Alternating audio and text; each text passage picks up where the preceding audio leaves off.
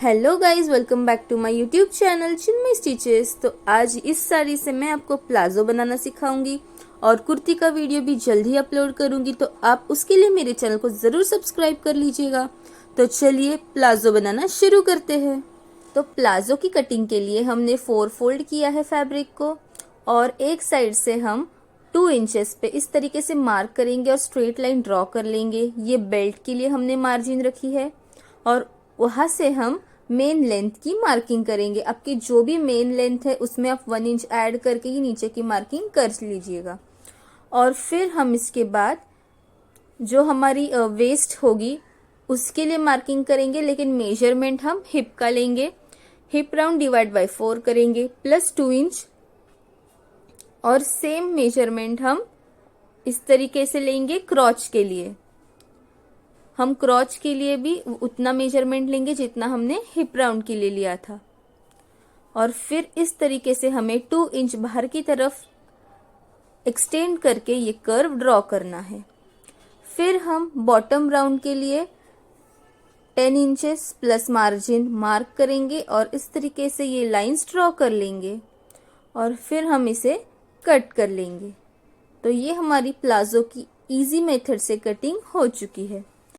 अब यहाँ पे बेल्ट के साइड पे जो जॉइंट है वो भी हम कट कर लेंगे, तो हमें 2 पार्ट्स मिल जाएंगे। कुर्ती की कटिंग के लिए लाइनिंग अलग कट कर रही हूँ, हम प्लाजो साड़ी से मैंने डबल फोल्ड पे कटिंग करेंगे।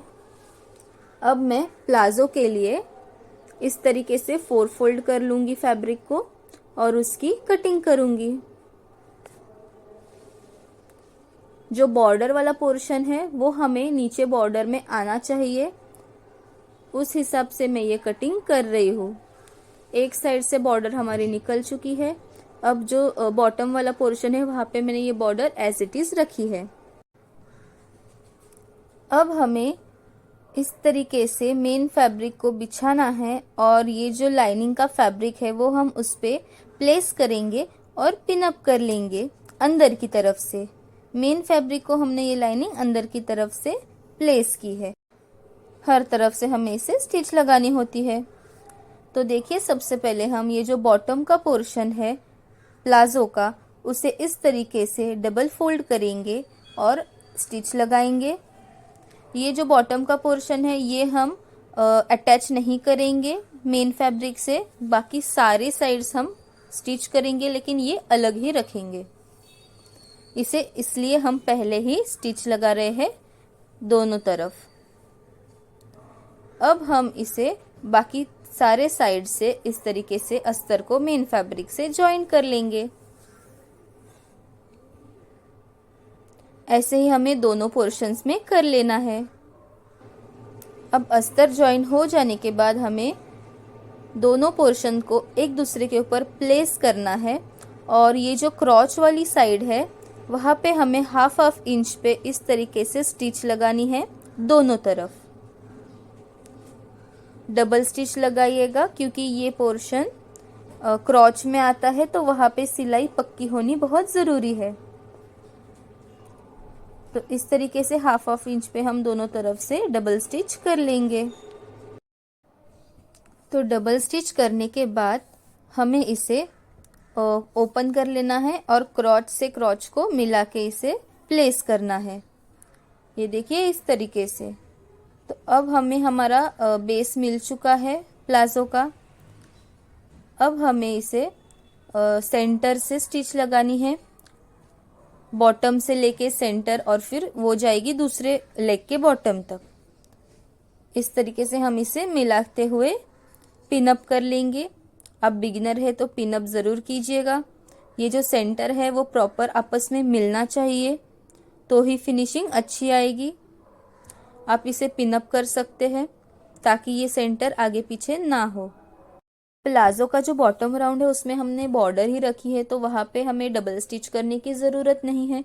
अगर वो हम बॉर्डर नहीं होता और कटिंग किया हुआ पोर्शन होता तो आपको वहाँ पे 1 इंच मार्जिन रख के उसे फोल्ड करना होता है। अब हम इसे डायरेक्ट मार्जिन मार्क करेंगे और इसे स्टिच कर लेंगे। हमने जो भी मार्जिन रखी थी वो हम इस तरीके से मार्क करेंगे। इसके लिए 9 to 10 इंच का घेर काफ़ी होता है स्ट्रेट प्लाजो के लिए। अगर आप पैंट बनाना चाहते हैं तो पैंट के लिए आपको अलग तरीके से कटिंग करनी होगी। उसका वीडियो भी मैं जल्द अपलोड करूंगी मेरे चैनल पे।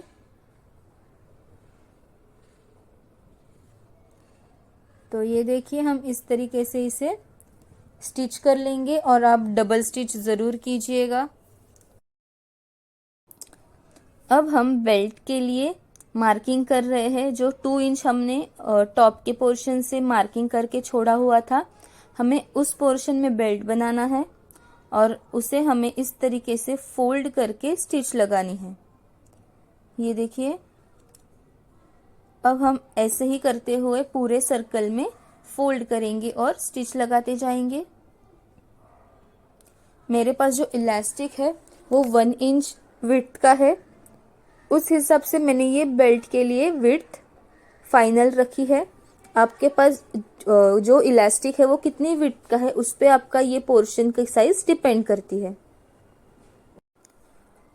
हमने इसमें एक गैप छोड़ी है लगभग 2 इंचेस की, जिसमें से हम इलास्टिक को इंसर्ट करेंगे। अब ये जो इलास्टिक की मेजरमेंट में ले रही हूँ वो मैंने कैसे ली है, जो हमारा वेस्ट राउंड है उसमें से मैंने 5 to 6 इंचेस लेस कर दिए हैं और फिर ये इलास्टिक मैंने ले लिया है। तो ये इलास्टिक हमारे पेट पे ज़्यादा टाइट भी नहीं बैठेगा और लूज भी नहीं बैठेगा। अब हम इसे सेफ्टी पिन की हेल्प से इस तरीके से इंसर्ट कर लेंगे।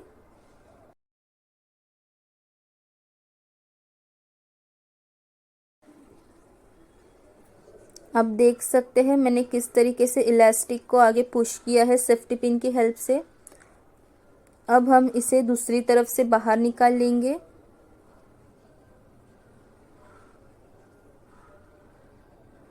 ये देखिए,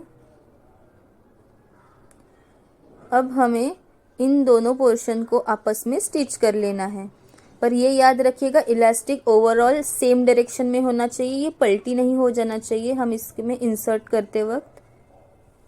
फिर हम 1/2 इंच एक दूसरे के ऊपर प्लेस करके इलास्टिक को आपस में स्टिच कर लेंगे।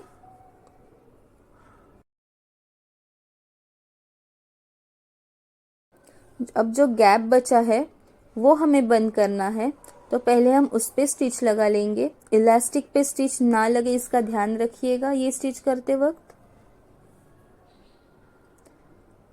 अब हमें जो भी ये घेरा है वो इक्वली स्प्रेड कर लेना है और फिर इसके सेंटर से हमें स्टिच लगाते जाना है।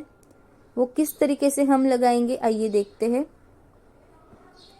इस तरीके से हमें इलास्टिक को स्ट्रेच करना है और फिर स्टिच लगानी है, ये बहुत ज़रूरी है। अब एज इट इज स्टिच लगाएंगे तो ये आपको फिट नहीं आएगा कमर पे और ना ही आप इसे पहन पाएंगे। तो आपको पहले इस तरीके से इलास्टिक को स्ट्रेच कर लेना है अपनी तरफ और फिर ये स्टिच लगाते जाना है। तो इसी तरीके से हमने ये इलास्टिक को स्टिच कर लिया है और हमारा जो प्लाजो है वो भी तैयार हो जाता है इसी के साथ। अब लास्ट में डबल स्टिच करके इसे कट कर लेंगे। तो इस तरीके से हमारा प्लाजो बनके तैयार है। कुर्ती का वीडियो मैं जल्द ही अपलोड करूंगी। ये वीडियो पसंद आया हो तो इस वीडियो को लाइक कीजिएगा और मेरे चैनल को सब्सक्राइब कीजिए। Thanks for watching.